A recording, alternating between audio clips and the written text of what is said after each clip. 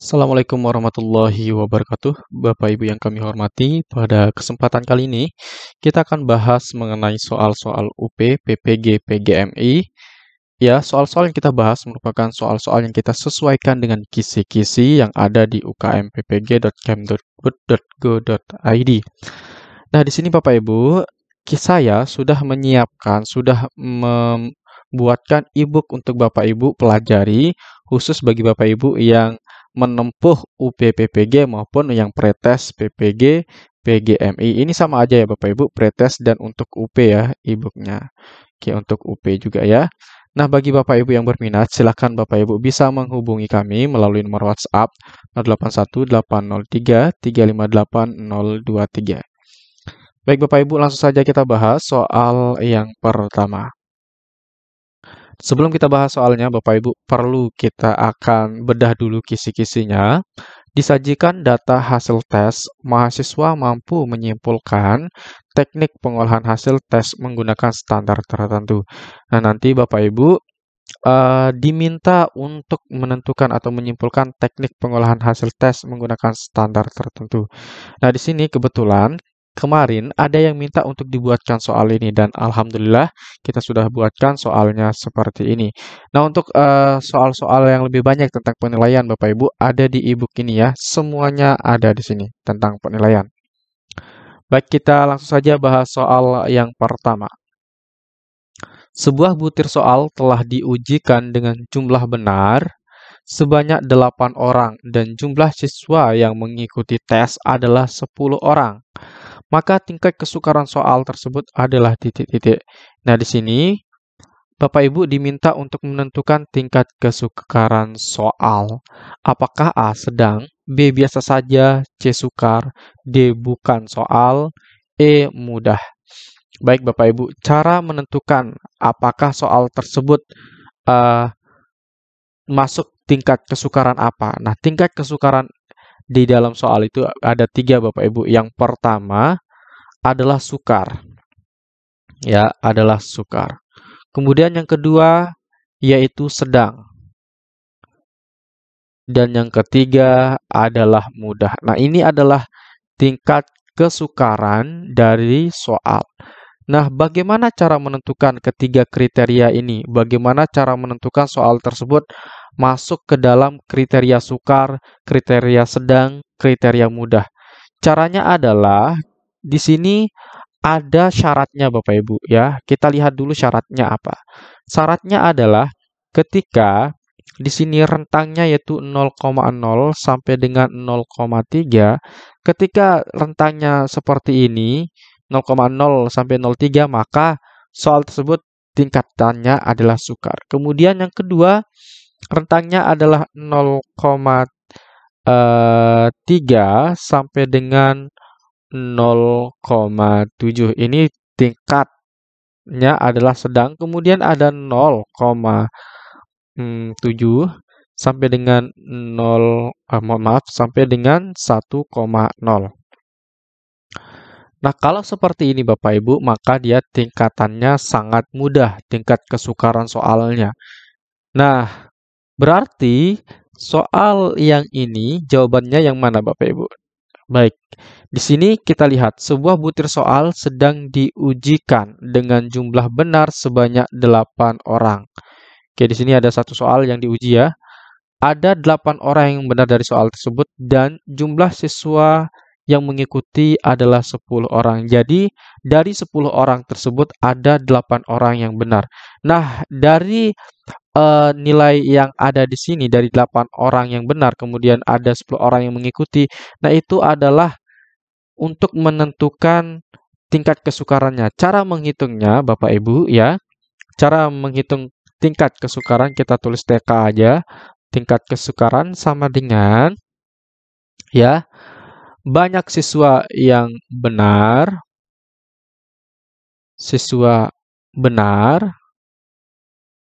per banyak siswa yang mengikuti.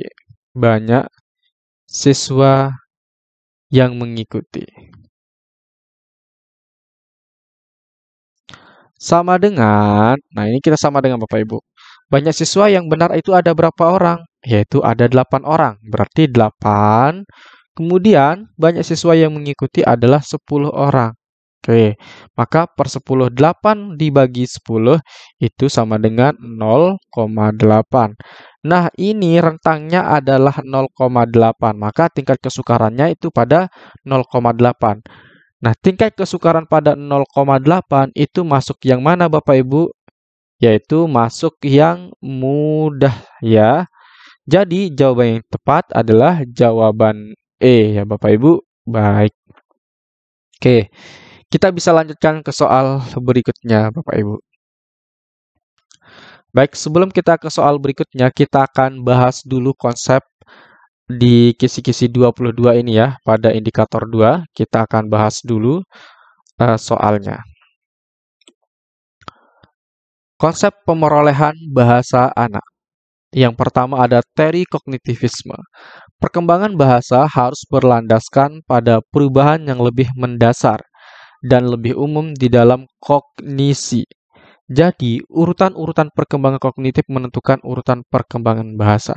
Nah, jadi menurut teori kognitivisme yang mendasarkan pada pemerolehan bahasa, ketika seseorang memperoleh bahasa itu tergantung pada perkembangan kognitifnya atau perkembangan pada otaknya atau bahasa lebih baiknya itu otak atau akalnya. Nah, itu tergantung pada perkembangan pemikirannya ya. Oke, kita pakai pemikiran saja. Nah, perkembangan kognitif itu dapat mempengaruhi perkembangan bahasanya. Nah, di sini. Oke. Kemudian yang kedua ada teori nativisme. Adalah bahasa hanya dapat dikuasai oleh manusia. Binatang tidak mungkin dapat menguasai bahasa manusia. Setiap manusia yang lahir sudah dibekali dengan suatu alat untuk memperoleh bahasa, language acquisition device atau disingkat dengan LED. Nah, di sini teori nativisme menyatakan bahwa bahasa itu hanya bisa dikuasai oleh manusia saja. Oke, itu ya untuk teori nativisme bahwa bahasa hanya dapat dikuasai oleh manusia. Makhluk lain tidak dapat menguasai bahasa. Baik, berikutnya ada teori interaksionisme. Peranggapan bahwa pemerolehan bahasa merupakan hasil interaksi antara kemampuan mental, pembelajaran, dan lingkungan bahasa. Nah, jadi menurut teori interaksionisme ini kita garis bawahi pada interaksionisme saja ya. Ini menyatakan bahwa pemerolehan bahasa itu tergantung pada interaksi yang dilakukan oleh manusia. Bagaimana mereka melakukan interaksi terhadap lingkungannya atau lingkungan belajarnya. Nah, itu merupakan menurut teori interaksionisme. Kemudian berikutnya ada teori behaviorisme, menyoroti bahwa aspek perilaku kebahasaan yang dapat diamati langsung dan hubungan antara rangsangan, stimulus, dan reaksi. Nah, ini mirip sama seperti teori belajar behaviorisme, Bapak Ibu. Pemerolehan bahasa itu harus dapat diamati ya, harus dapat diamati. Jadi perilakunya itu dapat mempengaruhi dan dapat diamati dari segi pemerolehan bahasanya. Baik, kita lanjut ke berikutnya. Ada pemerolehan bahasa dalam bidang fonologi. Nah, di sini kita akan belajar lebih banyak tentang bahasa. Nah, pemerolehan bahasa dalam bidang fonologi sejak anak dilahirkan sampai usia 6 bulan sampai anak mengeluarkan colotehan. Nah, ini merupakan pemerolehan bahasa menurut bidang fonologi. Jadi pemerolehannya dari sejak dilahirkan sampai dengan usia 6 bulan sampai anak mengeluarkan celotehan. Itu menurut fonologi. Kemudian berikutnya ada pemerolehan bahasa dalam bidang morfologi. Anak-anak mempelajari morfem mula-mula bersifat hafalan. Hal ini diikuti dengan membuat simpulan secara kasar tentang bentuk dan makna morfem. Akhirnya, anak membentuk kaidah. Proses yang rumit ini dimulai pada periode prasekolah dan terus berlangsung sampai pada masa adolesen.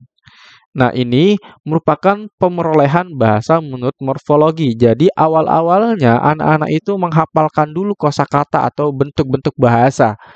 Nah, di sana seorang manusia atau anak-anak memperoleh bahasa dengan cara menghafalkan dulu secara terus-menerus, kemudian membuat suatu makna atau simpulan terhadap apa yang ia terus hafalkan tersebut. Ya, kemudian setelah itu anak atau manusia akan membentuk kaidah atau semacam nilai bahasa yang dapat eh, bisa diujarkan kepada orang lain. Nah, itu adalah pemerolehan bahasa menurut morfologi. Kemudian berikutnya ada pemerolehan bahasa dalam bidang semantik, di mana perkembangan kanak-kanak memperoleh makna suatu kata dengan cara menguasai fitur-fitur semantik kata itu satu demi satu sampai semua fitur semantik dikuasai seperti yang dikuasai oleh orang dewasa.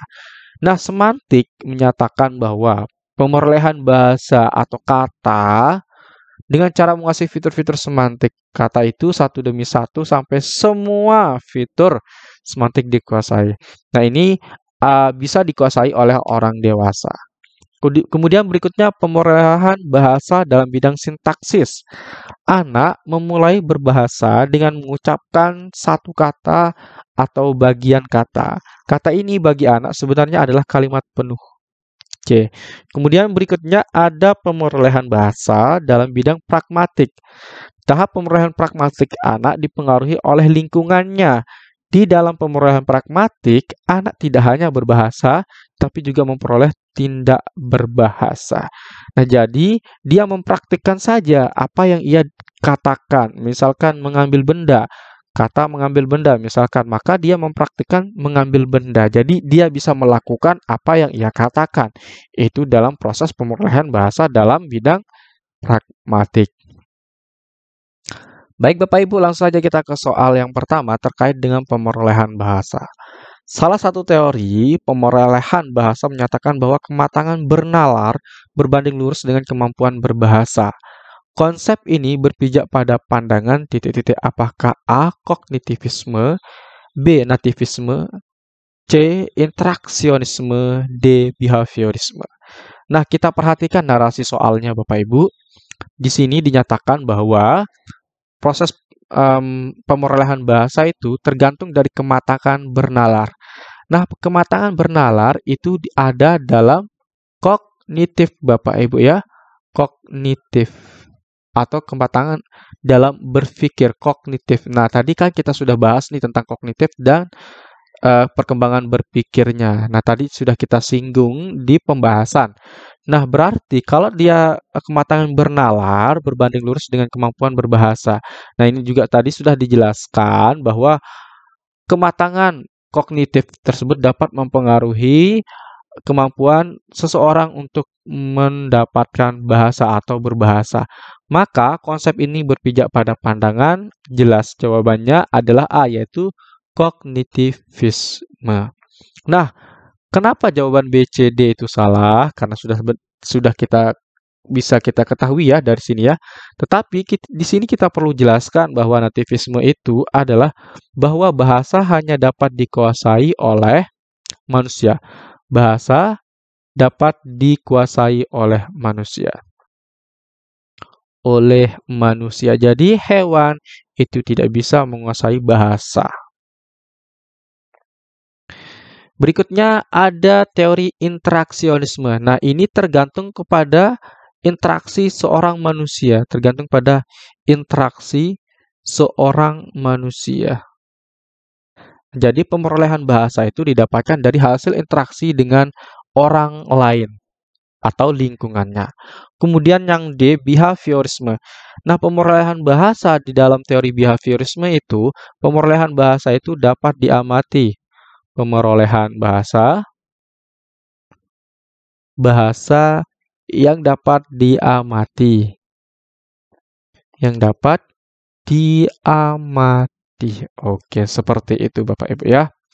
Baik, kita bisa lanjutkan ke soal berikutnya. Penguasaan kemampuan memformulasikan kaidah yang berada pada level rumit yang dicapai anak pada usia prasekolah merupakan bagian dari pemerolehan bahasa pada bidang apakah A. Fonologi, B. Morfologi, C. Sintaksis, D. Semantik. Nah, tadi kita sudah jelaskan bahwa di mana anak dapat menguasai bahasa dari level yang pertama dari prasekolah itu dari menghafal kata-kata dulu, menghafal kata-kata, menghafal kata-kata atau bentuk bahasa Bapak Ibu, bentuk bahasa. Kemudian dari bentuk-bentuk bahasa itu dihafalkan terus. Kemudian dari itu dia dapat membentuk suatu makna. Nah, proses yang kedua itu dia bisa membentuk makna dari kata-kata yang ia dapatkan atau ia hafalkan. Nah, sebelum ke yang ketiga, Bapak Ibu, saya perlu di sini sampaikan bahwa kami sudah menyiapkan e-book soal UPPPG PGMI. E-book ini juga bisa digunakan untuk yang mau ikut pretest karena sama saja Bapak Ibu. Untuk kisi-kisinya tetap sama, pretest sama UP-nya. Karena kalau di pretest hanya passing grade-nya saja yang lebih bawah, kalau di UP nanti passing grade-nya dinaikkan. Jadi untuk kisi-kisinya sama Bapak Ibu, jadi Bapak Ibu yang mau pretest ataupun yang mau UP bisa menggunakan e-book yang di sebelah kanan ini. Untuk pemesanan, Bapak Ibu bisa menghubungi kami melalui nomor WhatsApp 081 803 358 023. Baik Bapak Ibu, kita akan lanjutkan terkait dengan yang tadi kita lanjutkan untuk penjelasannya Bapak Ibu. Kemudian yang ketiga, nah nanti pada tahap ketiga, maka seorang manusia atau anak bisa membentuk kaidah bahasa. Membentuk kaidah bahasa. Kaidah bahasa. Nah, maka di sini Bapak Ibu kita sudah bisa menentukan jawaban yang benar. Dari mana? Nah, di sini memformulasikan kaidah. Nah, ini termasuk ke dalam pemerahan bahasa menurut bidang morfologi. Di sini juga disebutkan tentang pada usia prasekolah. Nah, kalau dia disebutkan pada usia prasekolah, kemudian dia bisa memformulasikan bahasa ke dalam bentuk kaidah, maka itu termasuk pada pemerolehan bahasa pada bidang morfologi. Jadi, jawaban yang tepat di sini adalah jawaban B, Bapak Ibu. Baik Bapak Ibu, itu saja yang dapat saya sampaikan. Semoga bermanfaat. Sekian dan terima kasih. Assalamualaikum warahmatullahi wabarakatuh.